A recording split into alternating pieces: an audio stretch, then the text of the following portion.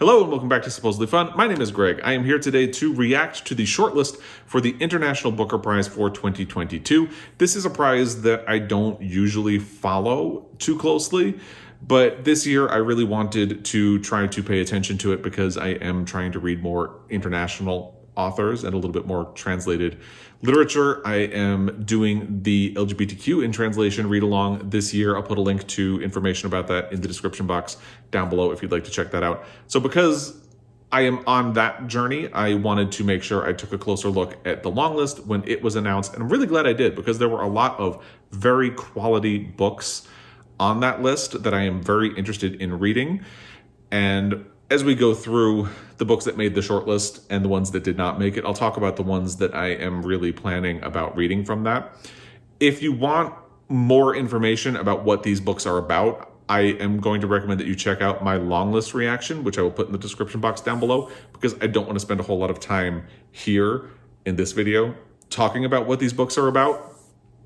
In the long list reaction, because I was unfamiliar with a lot of these books, if not all of these books. I think there was only one that I was familiar with before the long list, or two that I was familiar with before the long list was announced. So that video is kind of a journey going through what all of those books were about and trying to decide which ones I would be interested in reading. I was interested in a lot of them. So if you are interested in that, check that out. All I'm going to do here are the quick one-sentence blurbs that the Booker website provided for the books that made the shortlist. I'm going to talk about what made the shortlist and what didn't, and what I was really interested in that didn't. Before we get into the shortlisted titles, I want to mention that 5 of the 6 shortlisted books are written by women. 3 of them were translated by women. Olga Tokarczuk and Jennifer Croft won this award previously for Flights in 2018. There was another author on the long list who had previously won, David Grossman, but he did not make the shortlist. So there you go. The winner will be announced on May 26th, and I am really excited to see which one of these books will ultimately win. It seems like a really quality long list, which of course means it seems like a really quality shortlist. And just for fun, I am also going to put in a clip of what I put at the end of my long list reaction, where I talked about the 6 books that I kind of would like to see make the shortlist. It wasn't really a prediction. It was just the 6 books that had jumped out to me the most that I would want to read from the long list. And we'll see how many of those made the shortlist, but we'll do that a little more toward the end. Of course, first, why don't we just run through the 6 books that made the shortlist and do their quick little one-sentence reaction to them. The first one is Heaven by Mieko Kawakami, translated by Samuel Bett and David Boyd. And what they say is, told through the eyes of a 14-year-old boy subjected to relentless bullying, this is a haunting novel of the threat of violence that can stalk our teenage years. This is one of the books that I was interested in. It is available in the United States. I believe it's coming out in paperback sometime in August, I think. I'm probably going to wait for that before I seek it out. If it ends up winning, I might jump on it before then. But there are other books that were on the long list and which are on the short list that I would probably want to get to first. Something about the idea of a book about bullying just isn't hitting me right now. But I am very much interested in reading it. So it is something that I'll probably end up seeking out at some point when I have time. But again, probably later in the year when it is released in paperback in the United States. The next book that made the shortlist is Elena Knows by Claudia Piñeiro, translated by Francis Riddle. The blurb that they have is a unique story that interweaves crime fiction with intimate details of morality and the search for individual freedom.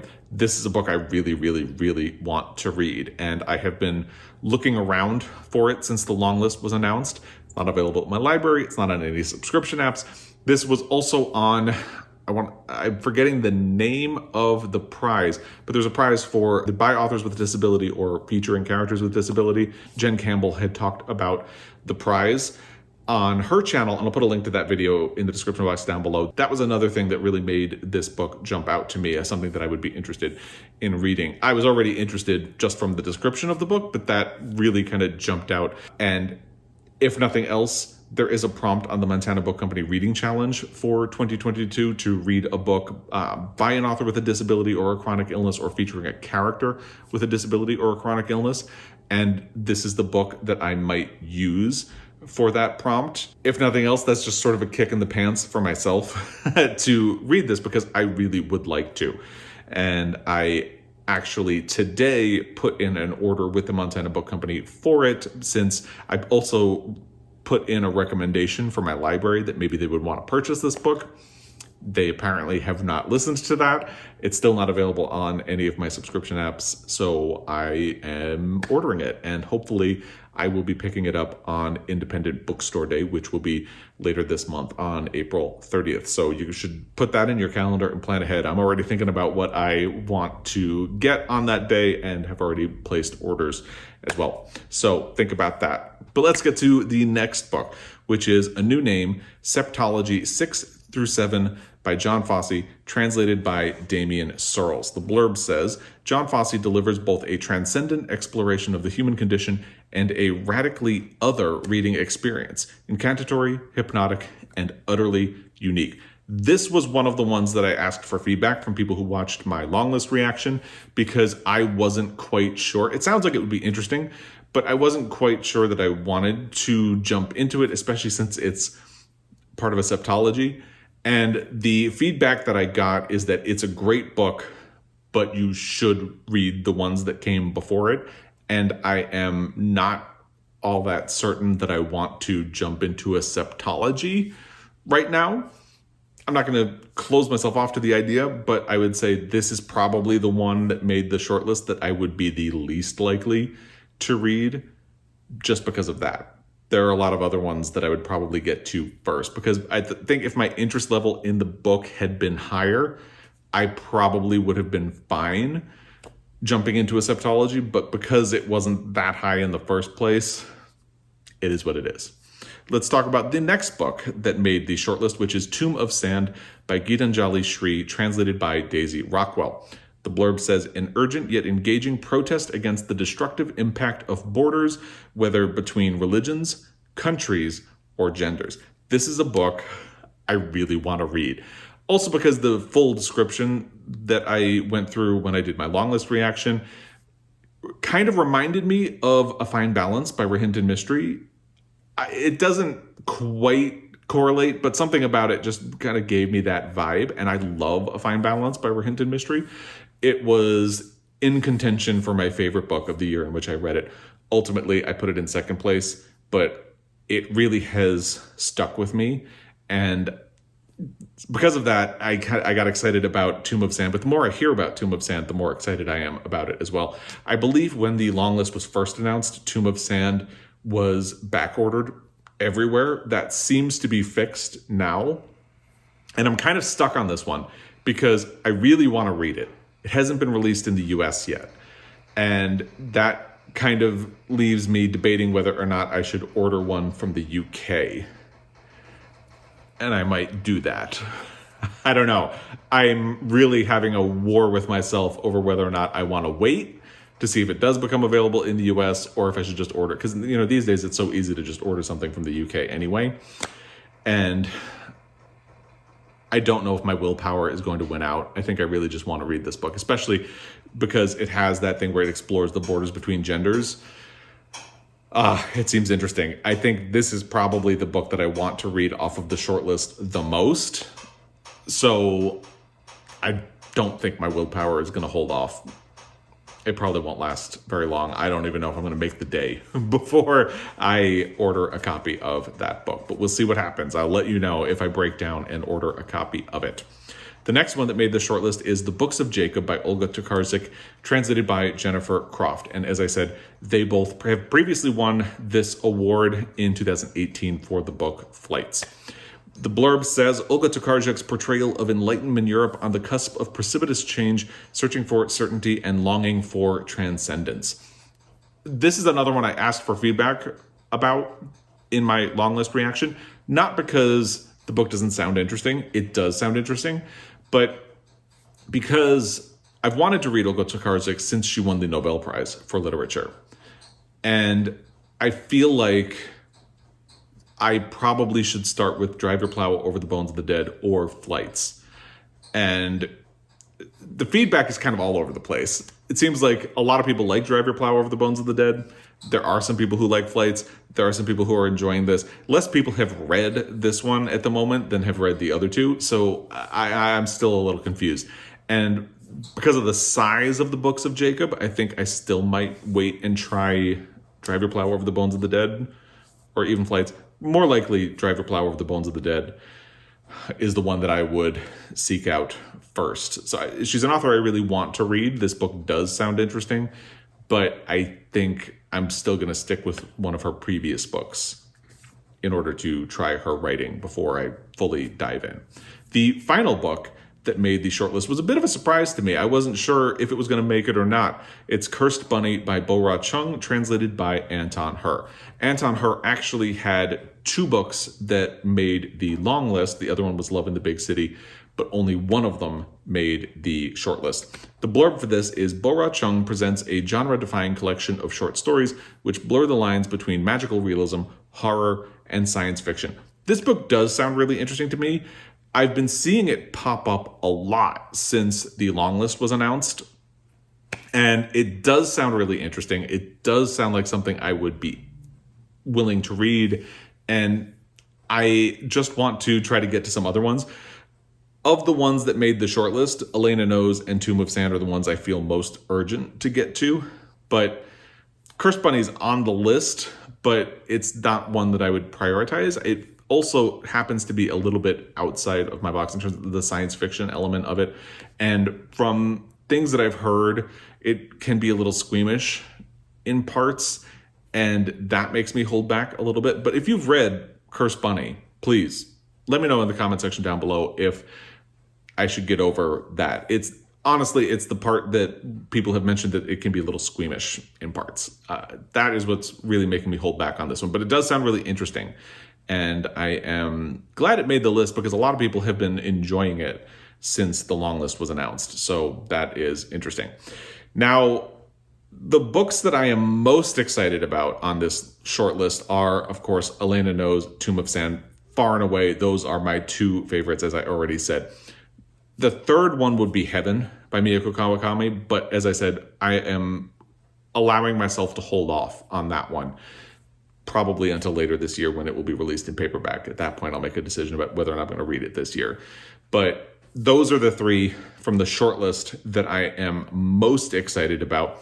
Before I talk about long-listed titles that I miss, let's put in the clip of the books the 6 books that I said I was most interested in from the long list, which sort of functioned as my prediction for what would make the short list. Here you go. So I took a second and I went back through the list and picked the 6 books that I feel like I am most interested in reading, the ones that would be sort of instant pile of possibilities ads for me. And I'm not really going to do a full prediction on what's going to make the short list. I'm just going to leave it at this. But since there are 6 books that I would say would be pretty much instant pile of possibilities ads, I'm not going to say I'm going to run out and get them and read them immediately or before the short list is announced or before the prize is announced. But these are the ones I'm most interested in. So let's, for the sake of argument, say that these would be the 6 books that could make the short list, according to me, who knows nothing. The first one is Heaven, written by Mieko Kawakami, translated by Samuel Bett and David Boyd. Then there's Love in the Big City, written by Sang-Young Park, translated by Anton Her.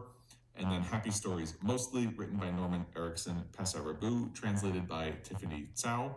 Then Elena Knows, written by Claudia Piñeiro, translated by Francis Riddle. Then we have Phenotypes, written by Paulo Scott and translated by Daniel Hahn. And then finally, for me, Tomb of Sand, written by Geetanjali Shree and translated by Daisy Rockwell. Those are the 6 books that most immediately jumped out to me. Now, the first thing I want to say after that is that when I looked at that video earlier, I realized that I am wearing the same hoodie that I was wearing in that video. And that almost made me want to go change and put a flannel over this instead of the hoodie. And then I thought, you know what? This is my truth. I am literally going to wear it because it is really cold where I live and it has been really cold where I live. And this is a really comfy, warm hoodie. So it is what it is. It's my tattered cover hoodie, and I like it. So I'm going to deal with it, and you're going to deal with it. It's fine. And from that, you can gather that the books that I was really excited about from the long list that I am really missing on the shortlist are Love in the Big City, Happy Stories Mostly, and Phenotypes. I have really debated ordering a copy of Love in the Big City. It is released in the United States. I think it's in hardcover right now. So I think I'm going to wait, but I really want to read that one. That one is right up there with Elena Knows and Tomb of Sand. Those are the three books from the long list that I am the most excited to get to. And the fact that Love in the Big City is actually released in the United States makes me kind of itchy to seek it out. But I feel like I should wait for paperback. I'm trying to be a lot more intentional with book purchasing this year, hence all of the confusion about what I might buy, what I might not buy, and what I'm going to potentially recommend my library get. I did recommend that they get Love in the Big City. So far, they have not. So we'll see if my willpower holds out until they announce a paperback release for Love in the Big City, especially since it didn't make the shortlist. But I really want to read that. Happy Stories Mostly is something I'm really excited about, but I don't feel like an urgent rush since it's not released in the United States. I'm going to wait a little bit, but I'm going to keep track of it, so to speak, to see if it does get released over here. Again, I'm trying to be more intentional with book purchasing, and I think those three main books that I talked about are the ones that I would probably try to seek out first. And Phenotypes, I haven't really heard anything about since the long list. Somebody did comment and say that there is a moment of violence. I think they said something happens to a dog in it, which is good to know because that is something I always really struggle with. And my enthusiasm for it has probably faded a little bit since the long list was announced, mostly because of that, but I am still interested in reading it. I think it is released in the United States. I haven't really sought it out. I did recommend that my library get a copy. They haven't yet, but maybe they will. I'm still interested in it and would seek it out at some point, but I don't know that I want to purchase a copy of it right now. And then just to run through long-listed titles that did not make it onto the shortlist, they were Paradais by Fernanda Melchor, translated by Sophie Hughes. I am surprised that one didn't make it because it seems like she has become an author that a lot of people talk about. Of course, talking about someone doesn't necessarily translate to success in a book award, but a lot of people seem to struggle with her writing because it can be really visceral. It can be really violent. Maybe there's a bit of a barrier to it. That is one of the things that makes me hold off on reading her books. Hurricane Season was her last book, which I think was also shortlisted for the International Booker. And I was surprised that she didn't make it, and let's leave it at that. Then there was Love in the Big City, which is by Sang-Young Park. I don't think I mentioned the author or that it was translated by Anton, her.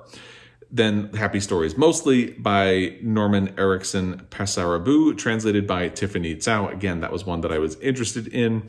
The Book of Mother by Violaine Huisman, translated by Leslie Canhill.